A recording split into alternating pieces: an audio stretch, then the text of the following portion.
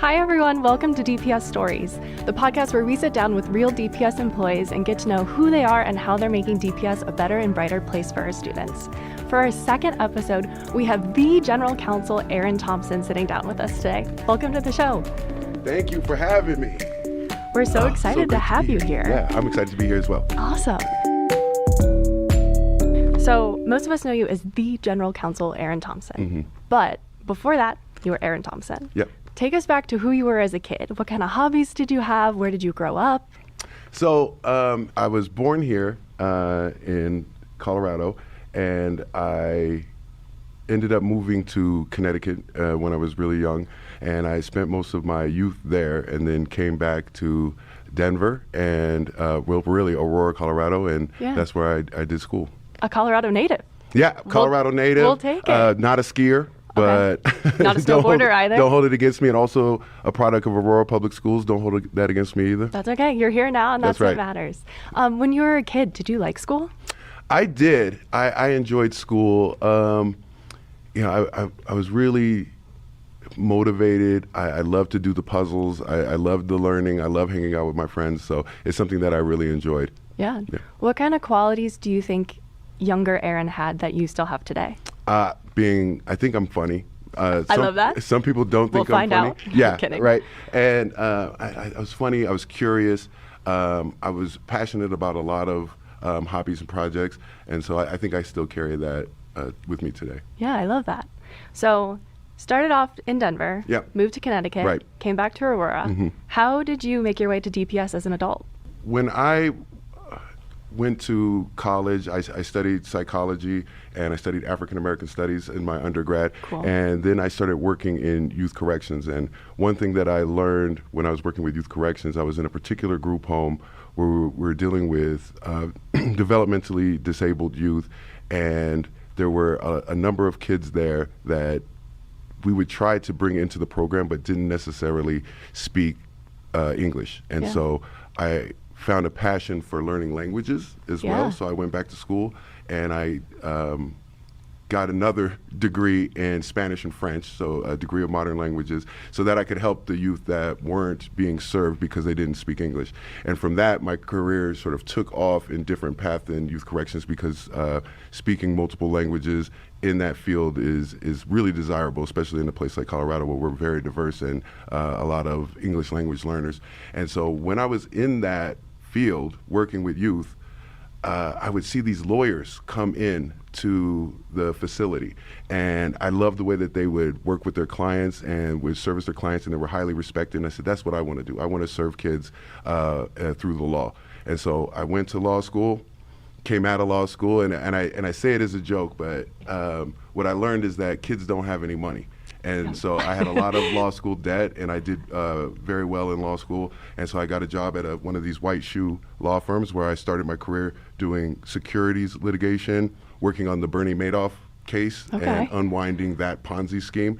So that's how I started my legal career, but always had that passion for helping kids. So from there, I went into doing some employment law, and then I saw the ad at Denver Public Schools on LinkedIn, and it said, be an employment lawyer for Denver Public Schools. And I said, we're coming full circle. And it's fun because I saw the ad on LinkedIn, and then I went home, and as soon as I walked in the door, my wife said, did you see the ad on LinkedIn for the employment lawyer kismet. for Denver Public Schools? And I said, I did see it. And so I knew at that point that I had to apply, and luckily I was accepted for the role, and I started with Denver Public Schools as its deputy general counsel. But really, my first job with Denver Public Schools was as a paraprofessional on the buses.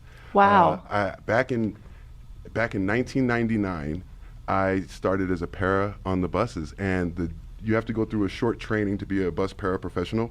And my first day, the last day of training, rather, was the day that the Columbine shooting happened. So we were riding around. You have to do sort of a test run of a bus route, and we're all on the bus, just being freshly certified, freshly trained, and a call comes over the radio that said, no buses go to Columbine. If you have after-school activities there, athletics there, do not go. And so that's when I first started with Denver Public Schools, and that was back in 1999. And fun story, we give these anniversary pins with DPS. I'm not wearing one today. Yeah. But I've been with the district 5 years now. But I have a 25-year pin because they went back to 1999. Days. Yeah, and think that I've been there for 25 years, and I wish I had been. Well, hey, your service is incredible, and definitely a heavy day to start, but at the same time, like, what an incredible thing for you to be there for the kids that were on your bus that day, and just knowing that they had someone who was looking out for them and all that. Yeah, I mean, it still sits with us, and we're still dealing with a lot of those issues today. And I don't mean to make this too heavy. No. But thinking that my first day in education was that day, and looking to 2025 and understanding that these are still challenges that we're facing. Yeah. Yeah. Do you remember how you're, like, in that moment, how you were feeling? Because I imagine if it's your first day, you have a lot of expectations for how the day might go. Can you take me back to what you were thinking that day? You know, so in that moment, we didn't know what was really transpiring, and I think that was really a wake-up call for the nation. What happened there, and so we didn't have a lot of details coming over the radio. Just not to go. So in the moment, it was just hey, don't go out there. It's in a different school district. We had no intention to. We're taking kids to and from school, and but later, the gravity of that day. I mean, it still sits with the nation. So, but in that moment, luckily, we weren't in a position to sort of telegraph what was happening, and everybody felt, it was like a normal occurrence. Yeah. Yeah. Well, 25 years ago, and you're still here today making a difference for DPS students. I think that's amazing. Yeah, I'm trying. Yeah. I'm trying. Well, tell me, I want to know a little bit more about when you went back to school and you earned your degree in modern languages. Yep. Were you ever speaking another language as a kid? How hard was it to learn a new language as an adult? So I'm actually a dual citizen of Canada. My mom is from Moncton, New Brunswick, Canada, so just above Maine, and she's a native French speaker. Wow. And so we tried.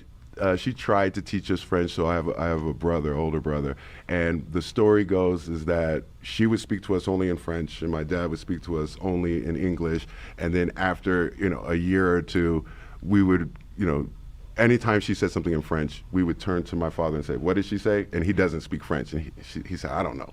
Couldn't tell you. Couldn't tell you." And so that didn't last very long. So I had very minimal French growing up, but just found a passion for languages. It's such a great thing to learn, and learning a foreign language helps you learn your own. So before I went to school, I didn't know what the infinitive was, or a direct object or indirect object, but learning those pieces in a foreign language made me better in English, and it helps me write better, and so I highly recommend it. Yeah. And I can only imagine that if you're at that time ever working with students who were speaking a different language and you could connect with them in their own native tongue, like that has to feel so reassuring as a kid. Well, I don't know. So I never found the fluency that I would like. So I did an undergraduate degree, and I did it in both languages. That's what was offered at Metro State, where I did my undergrad. Shout out Metro State. Yeah, Roadrunners, go Roadrunners. And I never found the fluency, but even being able to make that minimal connection, I think it did help. And it made, I believe, kids felt seen and heard, and also sort of the intensity of trying to work through a foreign language conversation with someone. It builds a different connection, like that I care enough that I will sit here and I will struggle through this conversation with you, and we will find that connection and find that meaning. So it definitely helped, and it gave me a lot of additional opportunity to connect with kids. And so it's great. And with people when I travel, right? And sometimes not so much, because people are like, "Sir, my we English, appreciate you trying, but I gotta go. I gotta go. I understand that you want to practice Spanish and that you love Spanish and you love speaking French or Spanish, but I gotta go." Yep. And that's okay. That's okay. Right. In your current role as general counsel, Yep. what does your day-to-day look like? Are you still working with kids directly, or kind of like what do your responsibilities look like? So the legal department at Denver Public Schools, we have 11 lawyers besides myself. We also house the investigations team. We also house the CORA, or Open Records Department, is in my office. We also have some juvenile court liaisons that help us with justice-involved youth, bringing them back in for enrollment and working with our truancy partners. And we also have the discipline team. So managing a team of 24, and we also have an excellent executive assistant and paralegal that I work with. So the team is 24 people. So day to day for me, we are managing a small law firm, and we're doing the work of a law firm. So if you think about the size of DPS, we have 90,000 kids, 14,000 employees, 104,000. That's about a city the size of Dayton, Ohio. It's kind of crazy when you think about it like that. And I mean, that's about the size of Green Bay, Wisconsin. When you add in the families and the constituents, that's about a city the size of Dayton, Ohio. And cities of those sizes have more than 11 lawyers. So we do everything. Wow. DPS is also the largest landowner in Denver with the 200 school buildings, and also different auxiliary sites. Like we have 2 bus terminals, we have a food bank, we have a central office building. So we do real estate, we do employment law, we do special education law, we do truancy, we do contracts, we do over 500 service contracts a year. Oh my gosh. We do a lot as an entity. So we run just a small law firm. Just no big deal. A quaint little. Yeah. So that's part of the work that my office does. I'm also part of the cabinet, and I help with some of the strategic planning that happens in the district, advising the Board of Education and our cabinet level officials on legal matters. So do a lot. Do a lot. Do you ever sleep? Yes. I try. But it really is a big job, and it's a fun job, and it's an important job, and I love to do it. Yeah. What would you say is the most surprising aspect of your job? Like if you're talking to a student and you say that you serve on the legal team for DPS, what is their usual reaction, and then what can you say to like change whatever they're thinking? It's interesting because I just spent a half a day at the 8th grade career fair. I was sitting with the Denver Bar Association. They had a table there attracting 8th graders into law and seeing what interests them. And I would tell them, well, what do you do? They would ask me, what do you do? And I said, I'm actually the top lawyer for Denver Public Schools. So these are kids from Skinner and McAuliffe and Merrill Middle Schools. And they said, wow, I didn't know that you could be a lawyer for a school district. And he explained to them, everything that you do in life, it's been, somehow there's a legal imprint on everything. And this is what I'm telling the kids. So you woke up in the morning, you turned off your alarm clock. Well, there's laws that control how the electronics need to sit in there, copyrights and patents on design. Then you use your toothbrush. Well, there's laws about what can go into your toothbrush and your toothpaste. And then you drove or walked, and there's laws about keeping your sidewalks straight and the traffic laws. So law impacts everything. And we were at Empower Field at Mile High, and what a lot of people don't know is that the referees on the football field, a lot of them are attorneys, because you need somebody who can read a complex set of rules and make decisions on factual scenarios. So this is what I just saw, that's the facts. Now I need to apply the rules, which is the law. Yeah. And they need people who can do that quickly and efficiently, and a lot of them are lawyers. That's so interesting. I would have never, they're the judges of the field. Yeah, they're the judges of the field. And so there's a lot of different ways that laws impact your lives, and there's a lot of different career paths in the law. And I just happen to be working for the best school district, Denver Prestigious Schools. Denver Prestigious Schools, let's go. Yeah. I also heard a rumor, please fact check me, that you have only ever worked in the public sector in law? Oh, no. Okay. No, but there is. So I started my career in securities litigation, working on the Bernie Madoff, and that was public entity related, and it's a very complicated. I was going to say I'm not super familiar with the jargon of it, but so my apologies. The federal government appointed our firm as I guess the trustees to unwind. So Bernie Madoff stole a bunch of money. We going after the investors who made the money. I know this is going to be way complicated. That's okay. But so going after the net winners and redistributing those funds to the net losers. So that is sort of public entity work, but not really. Then I went into the private, more private, doing employment law, representing employees in civil rights disputes, discrimination, wage and hour, claims like that. And then in my last role before coming to DPS, I actually represented public entities. So school districts, police departments, municipalities across the state of Colorado. And so I was doing public entities work and employment work, and then came back. Wow. Yeah. What about your job makes you most proud? knowing that everything that I do goes to in the service of students and kids to make their education and their life better in some way. So when we're working on employment matters with the district, we're making sure that the most qualified people are in the classroom. We're making sure that the best administrators are in the school building helping kids out. So that's from an employment lens. Also, when we're doing contracting, for example, we're making sure that public dollars are being put to their best and most equitable use.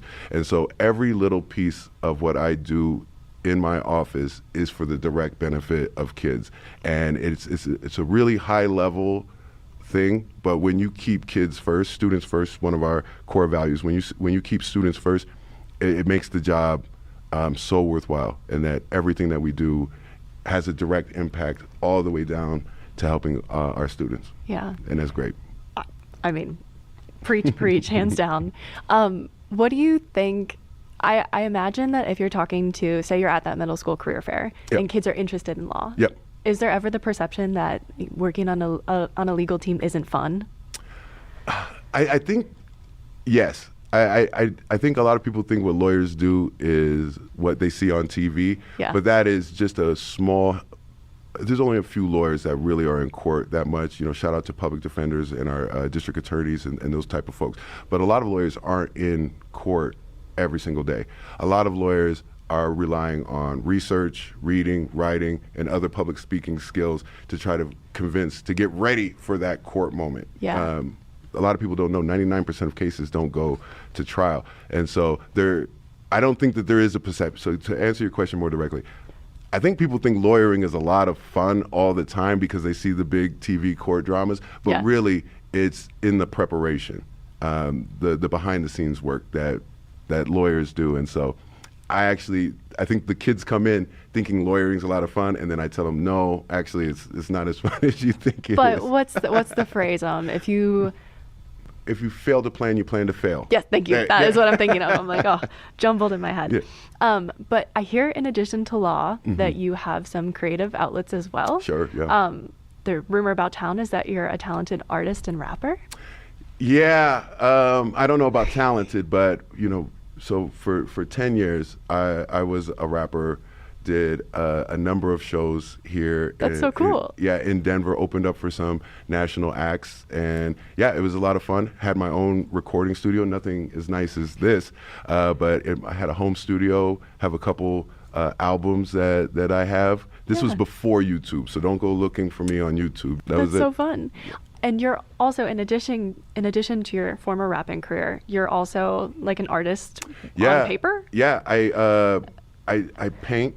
Okay, so I was going to ask what your preferred medium was. Yeah, I have acrylic on canvas. That's my preferred medium, but I also do house paint on plywood. Okay. So, I like to paint cartoon characters in various states of distress, I would say. Okay. So sort of zombie cartoon characters. It's I don't know why. It's weird, but it's fun. Yeah, and it adds a lot of color to my office and my life. And so it's great to sit and work on a project and then see it come to fruition. So it's a great outlet for me. I bet. Yeah. When did you start doing that?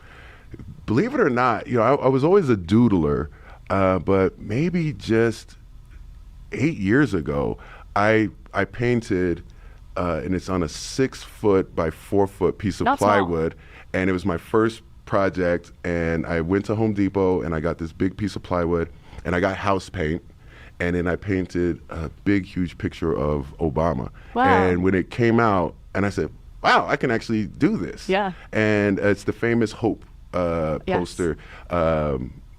What's his name? Shepard Fairey's poster of Barack Obama with Hope. And I did it, and I said, wow, I can actually paint. Yeah. And so from then, it just took off. And so I've done a handful of pieces, and I'm waiting till I get to 20.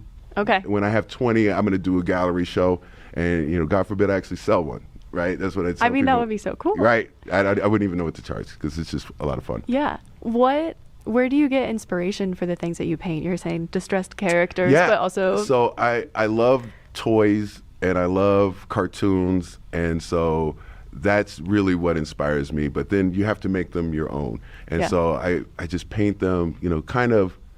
I was weirdly or grotesquely. I just take a cartoon character, and then I just make it weird. Yeah. That's sort of the method.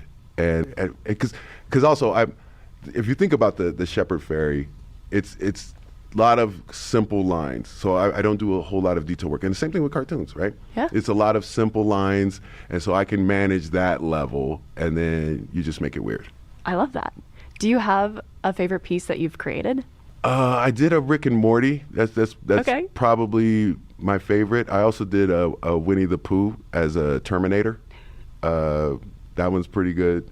So between those two. Okay. Between those two.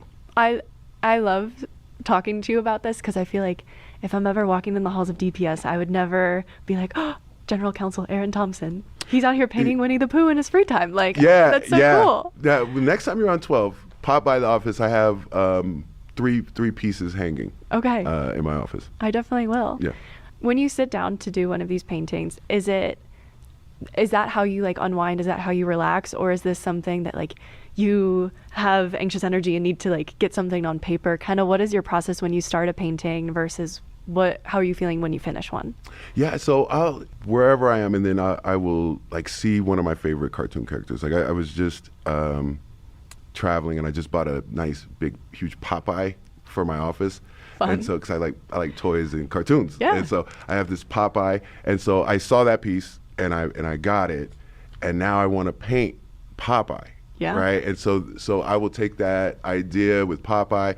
I'll just start putting Popeye on a canvas, and then start making it weird, right? Yeah. So that's sort of the process, and I do it to unwind. So I'll set up a canvas, and I'll set out my paints, and I'll just work on it, a little bit at a time, and it's just to try to turn my mind off, I guess, is the best way to do it. So you're focusing in, you're trying to do the line work and the filling in work, and it's just a great way to escape. Yeah. Do you have any like artists or maybe cartoonists that you look up to? I mean, I really like The Simpsons. So I grew up on The Simpsons. So that's been a favorite. So Matt Groening. I really like Rick and Morty, the sort of the sci-fi component of that. Oh, and he's not a cartoon, but my favorite is Kermit. Kermit the Frog? I love it. I love it. Just one of my absolutely all-time favorite characters. I actually got to meet one time. I was in I think it was the American Banjo Museum somewhere in Oklahoma, and I got to meet the gentleman that helped Kermit the Frog play the banjo. Really? That was so interesting. That's a highlight. It certainly. I was like, write that down, my highlight reel for sure. Yeah. Shifting gears here a little bit. I have it on good authority that you're a Vikings fan. Yeah. I know we're in Broncos country, so before any of our listeners turn this off, can you tell me how that came to be? So when I was in the 3rd grade, my teacher had a book, and it had essentially like a little team history, a player profile, and then also the stadium address. And I think there was 28 teams at the time, and I wrote to every single team. Wow. And the only team that wrote me back was the Minnesota Vikings. And because I'm 8, I wrote, my name is Aaron. I've got 10 best friends. Their name is John, Jeff, George, Frank, and then, as an 8-year-old would do. And because I'm 8, I also used the school address as my return address. Smart. So one day, a woman walks into the classroom with a big old box, and she said, Aaron Thompson? Right? Like why is a kid getting a package delivered? And it was a package from the Minnesota Vikings, and because of the letter I wrote, they sent pennants, stickers, calendars. That's so sweet. For me and my 10 best friends. And so I got to hand out all this. I was a hero that day. Yeah, you were the coolest kid in school. Yeah, until the next day when they came back and they said, my dad said the Minnesota Vikings stink. And so, but, for the $13 worth of stuff that they found around the stadium office, they got a fan for life. And fan for life. I'm a season ticket holder. And I go out as many times as I can per year to go see them 7-8 times a year. I was just there on Sunday. Was it cold? It was not that bad. Okay. I all of this, I just started recently going to Minnesota. This will be my 3rd year as a season ticket holder. And I've had great luck. I love that. It's been exceptionally cold, I think, one time. So it's kind of like Denver. Okay. People think it's so cold here and so snowy here, but it's just lovely. I have some family that lives up in Minnesota, and there's definitely Minnesota slander when it comes to the weather. But I'm like, it's beautiful there whenever I go to visit. So That's I'm like, right. hopefully the tradition continues. Right, especially early in the season, and the Yeah. stadium is right near the Mississippi River, so we walk along the Mississippi River. Love that. It's a great city. Sounds beautiful. Not as good as Denver. Not as good as Denver. No. This is a really special place. I believe that. It sounds like you live your life with a lot of conviction. Mm-hmm. Where does your passion come from? Early on, we grew up fairly poor, and it was a single mom, two kids. We weren't the poorest kids, but it was definitely some food insecurity and sharing clothes with my brother. We slept in the same bed, and so early on, my mother instilled in me this idea that education is going to be the way out, and so working hard at my education, and when you build those good habits early on, I always say habits over hacks. Right, you have to do the hard work if you want to be successful, and so learning those lessons early really helped carry me through life and making sure that I am in the place doing the work. Do you feel like you've like quote unquote made it? I am very fortunate. I never thought that I would be in this position or be an attorney. When I was young, I wanted to paint cars. Right, Yeah. so I guess there was always a little painter Yeah. in me. But I had a neighborhood friend whose dad painted cars, and he looked like he was doing pretty well. And so that's what I aspired to when I was a freshman in high school. So I never thought that I would make it to this level. And I guess that's what I would tell my younger self is just believe. Coming from a place where I came from, it's hard to see a way out or a path forward, or to see yourself bigger than your surroundings. But I just feel really fortunate. Yeah. I don't think I made it because we don't rest on our laurels. There's always growing to do. There's always bigger projects bigger than me, and we have a lot of work to do as a district. So when we're a blue school district, I'll have made it. I love that. Yeah. Has your definition of success changed throughout your career? It has. When I started law school, the aspiration was to help kids. Law school does something to you because it's a very competitive environment. And so as I went through that process, where I wanted to be was one of these white shoe lawyers working at the largest firms, because that's what the law school environment tells you is success. When I came to DPS, I actually took a pay cut to come here and do the work with kids. And I feel more successful in this role than I ever did then. And so having a clear mission and vision and something that's going to be working towards something greater than yourself.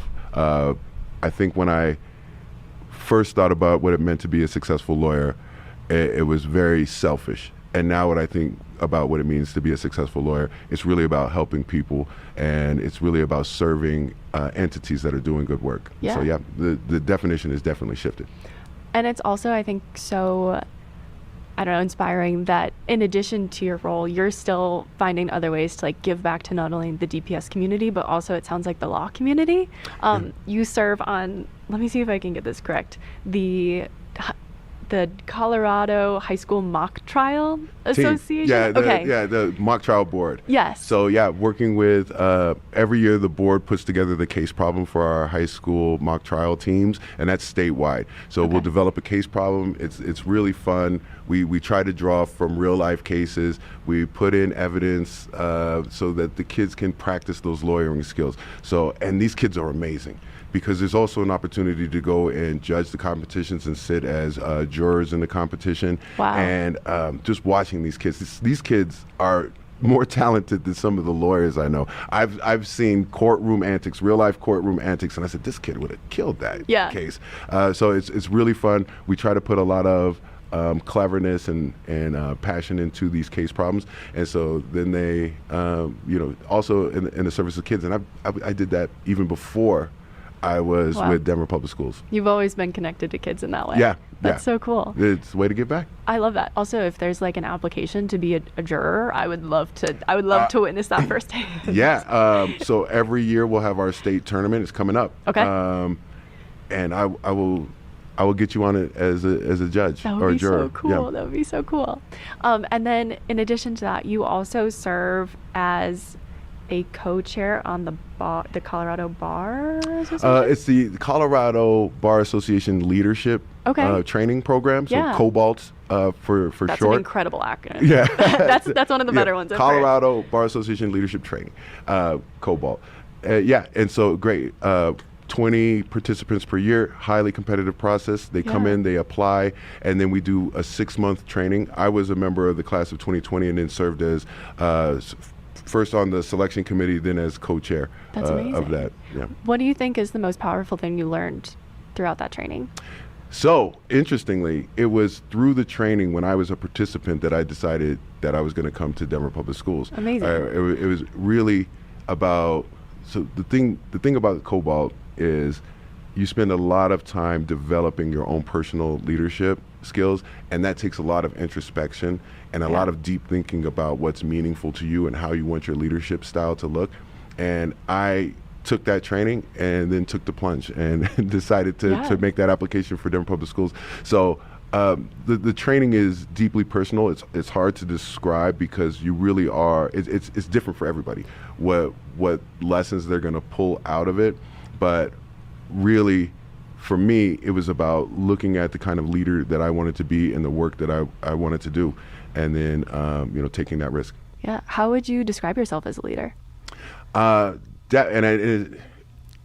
is the word I'm looking for? It's kind of cliche, but really as a servant leader. Like I want to make sure, for one, that I'm not asking anyone to do anything that I wouldn't do myself, and then 2, pitching in every chance that I get. I also like to give my team a lot of autonomy, right? I'm not a micromanager. I have a very excellent team, highly skilled team, the highest performing team that I've ever worked with.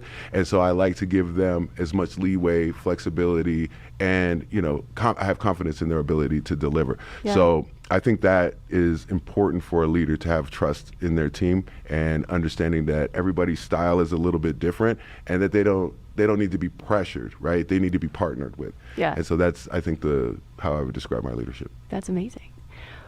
What are your favorite qualities of the people on your team?